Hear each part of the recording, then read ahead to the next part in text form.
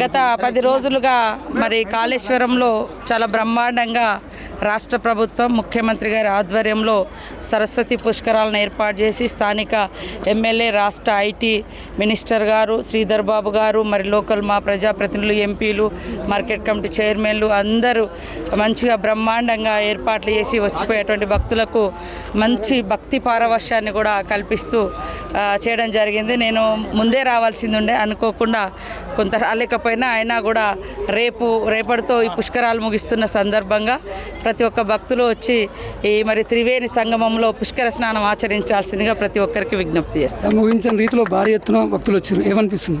చాలా సంతోషము, భక్తి భావము పెరుగుతుంది. ఖచ్చితంగా దేవుడు మనకు ఏదైతే మంచి చెప్తాడో అది కూడా మనం జీవితంలో నిజ జీవితంలో ఆచరించాలి. కాబట్టి ప్రతి ఒక్కరు కూడా సమాజానికి మేలు చేసే అటువంటి ఆజ్ఞను దేవుని ద్వారా